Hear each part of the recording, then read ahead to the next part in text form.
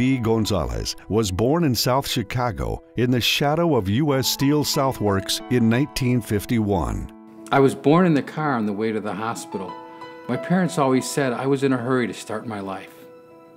Rey was born to Francis and Ernesto Gonzalez. He was one of 5 children. My mom was born and raised in Chicago. She was this incredible person. In the 1940s, she became a clothing model for women's clothing in downtown Chicago. In the 1950s, she became a police patrol person. She joined the Chicago Police Department. Later on, after we were born, she went back to school. She became a real estate salesperson. She became a real estate broker. She did things that were unheard of for Mexicanas in the 1940s and 50s and 60s. My father was born in Louisiana to migrant farm workers. When he was a child, his parents died, and he was raised by his grandparents in San Antonio, Texas. When he was 17 years old, he came to Chicago and met my mom, and after dating for a couple years, they married. Rey's first encounter with prejudice came in his all-white grammar school. I went to an all-white Catholic grammar school. My first day at school, I had an older brother, and my older brother Ernie, and he was in a fight in the schoolyard. And I went running over to see what was going on. It was my brother, and there was a lot of older kids, and they were pushing and shoving and using racial taunts on him. And before I knew it, kids started hitting him, and one kid in particular, and they just started hitting him. And I remember the rage that I was filled with and the anger. And I jumped in, and I literally beat the hell out of the kid that was hitting my brother. And from that moment on, from that day on, I literally fought almost every day in grammar school from first grade all the way through 8th grade. It was kind of a defining moment in my life. It led to the person that I am today, because I always have that burning desire to fight for those who can't fight for themselves.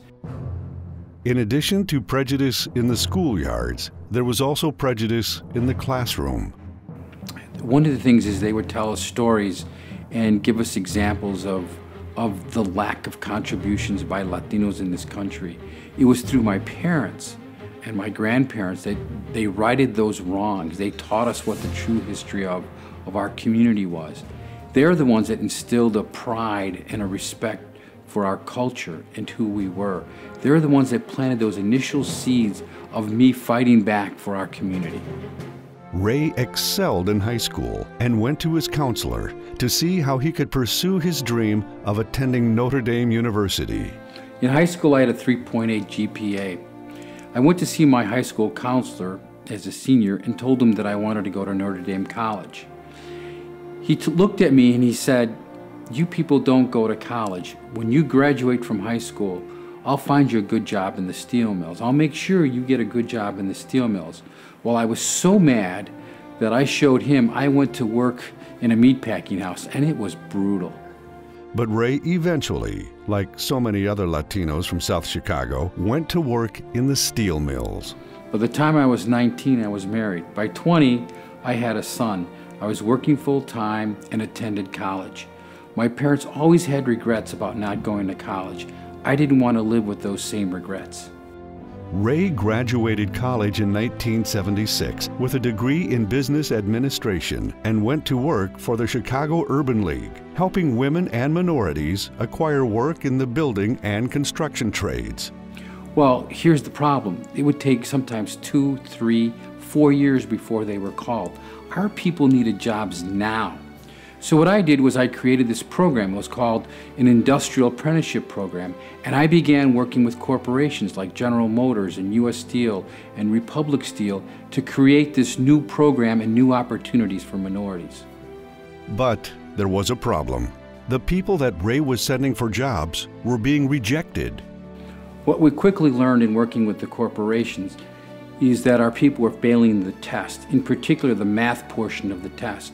So I created a tutoring program, and I volunteered to teach that program, and it worked. The results were phenomenal. Within 3 years, Rey had put more than 4,000 women and minorities to work in skilled, high-paying jobs, a record which still stands. As a result of this experience with the Urban League, I realized that I could be instrumental in the success of our community. In 1979, Rey's success lands him a job as Regional Midwest Director of the National Council of La Raza. My job at NCLR was to provide advocacy and technical assistance to Latino community-based organizations throughout the country. And that's how I first became involved with El Valor. When Rey first came to El Valor, I had been there several months.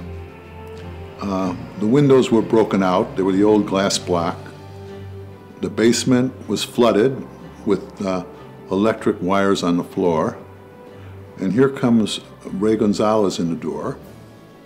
And he says, "Wow, this place is beautiful." But when I walked through the doors, I knew I belonged. It was a place that I knew I had to be involved with. For me, it was a beautiful place that kept families together. He's a good person, deep down inside goodness. And I see him still growing, still dreaming, and I think that El Valor has been blessed by his presence. My grandmother, Petra Castañeda, had 13 children. Her 13th son was born with Down syndrome. And when I was a child, she spent a lot of time with me. She'd sleep by my bedside. I'd wake up in the middle of the night and I'd see her praying. And she was asking God for forgiveness, not for the fact that her son had Down syndrome, but that he was no longer with her, that he was taken away from her. I always knew that I would do something for my grandmother and parents like her. Rey has been board president of El Valor for 31 years. He has given El Valor the extraordinary leadership needed to accomplish extraordinary goals. Today, El Valor is an organization that works with over 4,000 families throughout the Chicagoland area. What began over 35 years ago in the basement of a church has now grown into 3 children and family centers, a work center, and 5 community residences. One of the children and family centers carries his name. In 1981, Rey meets an individual that changes his life. The first time I met Juan Andrade was in a meeting in Detroit, Michigan. I was sitting in the room waiting for Juan to get there. In walks this gentleman with a cowboy hat. And he walks in, he says, "Hi, how y'all doing? My name's Juan Andrade, and I'm gonna work with you in Chicago." And I'm like thinking, holy Christ, who is this guy? And the great thing about Juan is that he taught me an important lesson. He taught me the power of your vote. He taught me a different way to fight. The administration was cutting funding to community organizations, and it was a difficult time to start new organizations. We had very limited funds. However, Juan had this dream. And he said, Rey, he comes to me one day and he says, "Rey, we're going to incorporate." He said, "The good news is I'm going to make you vice chair of this new organization called Midwest Voter." He said, "The not so good news is we're going to need your house and your car so that we can start this organization." With Rey's leadership, the USHLI National Conference has grown beyond expectations, attracting over 6,000 present and future leaders to its yearly conference. Additionally, the USHLI has registered over 2.2 million new voters, awarded $1.2 million in scholarships and internships to Latino students, provided leadership development programs to over 300,000 present and future leaders, trained over 45,000 community leaders and organizers. Thousands more have participated in candidate training and campaign management schools and in training programs for grassroots and collegiate leadership development. And USHLI has just launched Project SED, Students for an Educated Democracy, a civic education virtual classroom online with the ability to potentially educate and register millions of Latino youth in this decade, which could transform Latino empowerment for generations to come. Rey has been a cornerstone for the Institute. He's always been there from the day it was conceived to the day it was conceptualized. He shared that vision, and he brought to it, that very important element, that piece of anything that is going to last forever, and that is to be a cornerstone. And that's what Rey represents to USHLI. And that's why after 30 years, when he has helped create this to help us recognize other heroes and to bring presidents to our conference and national leaders from around the country, all of this is because we had that cornerstone, and that is Rey Gonzalez. That is why he's a hero that we honor today. What's special about Rey is that he's a person with great integrity. He's committed, he is compassionate, he's able to work with all Latino communities. He's been involved in the Puerto Rican community, he's been involved in the Mexican community. He's been a person who's been able to bridge the gap among all Latinos in Chicago. Let me talk to you about a great friend in Rey Gonzalez, a representative down in Springfield that is able to educate us, talk to about consumer rights, consumer issues that really matter in our community, but someone who really cares about what is going on and is always happy to work with the State Senate, to work with the Latino Caucus and other members down in the General Assembly. Ray, I want to make sure that you don't have any desire of retiring anytime soon. You are way too young, you're way too vibrant, you're too important for this community to let up now. You have reached this point of your career where you have wisdom that very few people have. You have the cachet that very few people have, the passion and the work ethic that very few people have. So we need you now more than ever. It's a tough economy, and we need people like you to help us push through and make sure this community is strong and vibrant. He's someone that I've been friends with for over a decade now, and it started off as a professional relationship. And then my respect for him grew so great that he's actually someone that I go to very often seeking advice and counsel. Why? Because he's such a nice guy who cares about the community, who has led day in and day out. He really represents his name, Rey. He's a king to me in many aspects. And I think he's just a beautiful person. Nobody could be more deserving in my eyes today than Rey for this award. Rey is a true fighter for equality and justice for our community.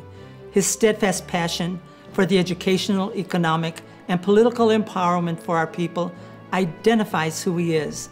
In addition to his job, somehow he finds the time to serve and support organizations whose mission it is to improve the quality of life for Latinos.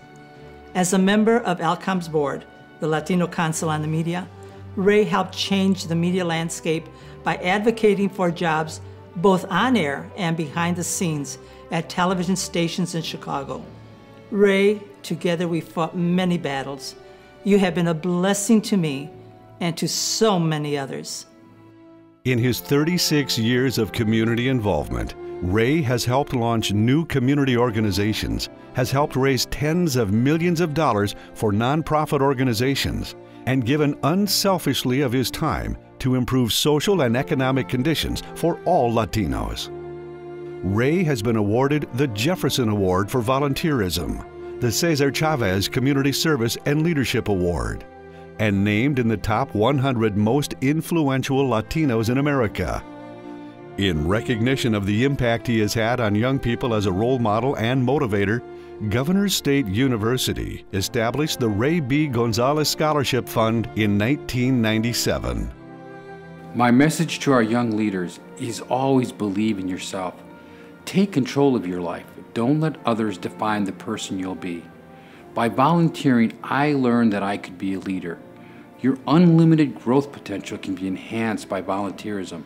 It's a win-win for you and our community. Rey works at ComEd, where he is Vice President of Legislative and Community Affairs. Rey is also involved with ComEd's diversity initiatives, including efforts to assist in building and strengthening relationships with diversity suppliers and community organizations. Rey, on behalf of the ComEd family, we congratulate you. We thank you. We are so grateful for all you do for us and really for all you do for the community in the Chicago area. No one deserves this award more. We're really, really proud of you. We're so glad to have you as part of the family. Because of your service, I chose to serve too. Maybe not as prominently as you, but in my own way. I love you, and I'm very proud of you. When I think about my brother Rey, I'm gonna cry. But I mean, I just think of how much I love him, and you know how what a tremendous person he is, and how my life is richer and better for him being in it.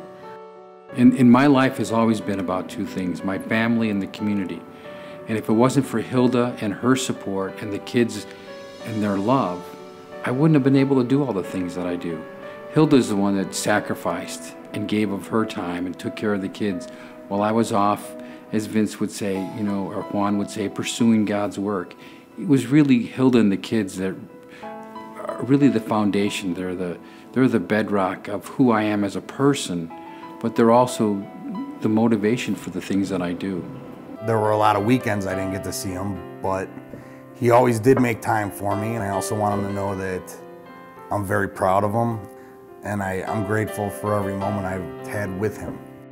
Dad, I'd like to know that thank you for teaching me to always stand up for myself and stand up for what's right, no matter what other pressures or other people may say, and not letting other things or other people put limitations on myself or what I want or can and can't be.